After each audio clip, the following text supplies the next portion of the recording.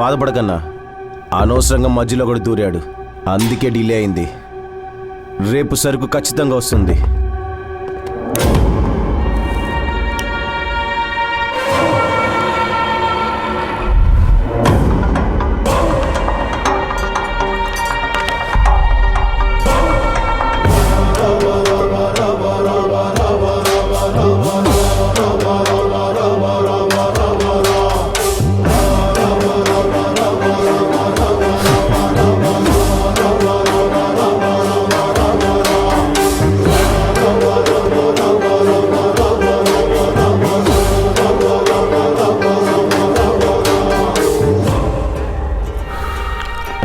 సరుకు ఎప్పుడు వస్తుందని అడిగారు, పొద్దున్నే వస్తుందని చెప్పాను.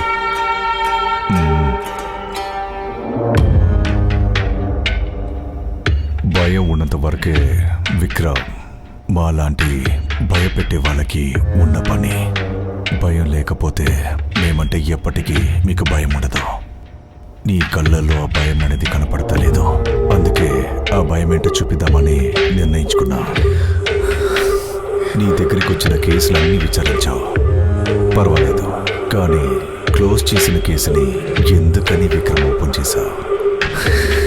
నీకోసం 2 గిఫ్ట్లు దాచుంచాను విక్రమ్, చూపించినా?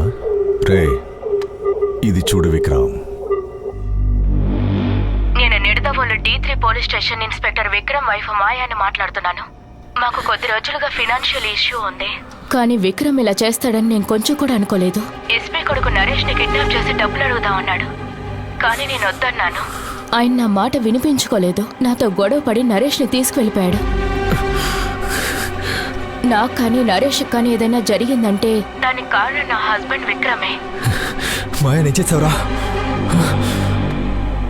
ఇంకొక గిఫ్ట్ ఏంటని నువ్వు అడగలేదు కదా విక్రమ్.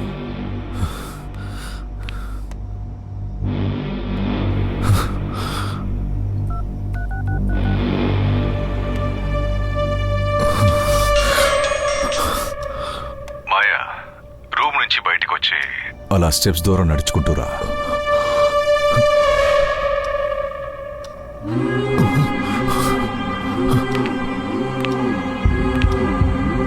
మాయా, అలా బయటికి రా మాయా. మాయా, వెళ్ళదు వెళ్ళదు మాయా. రోడ్డు మీదకి రా మాయా.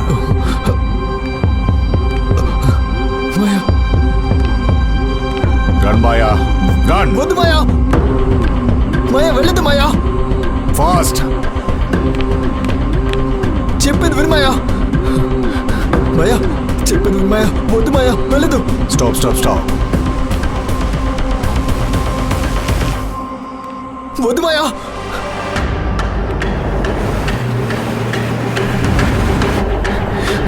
చెప్పేది విను మాయా. అలాగే మాయా, వెళ్ళిపో మాయా. నో మాయా, వెళ్ళిపో.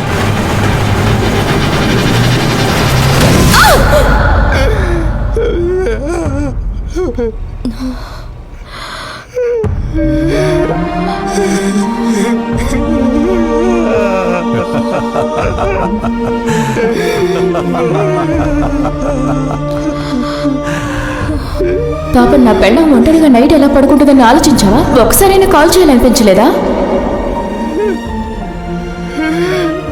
అదేం కుదరదు. నాకు 1 కాదు 2 కావాలి.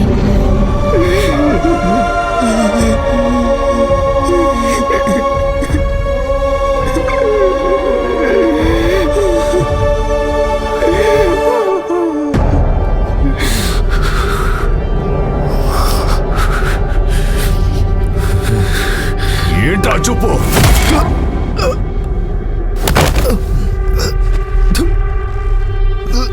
ఒకే రోజులో నా జీవితం ఇలా మారిపోతుందని నేను అస్సలు అనుకోలేదు.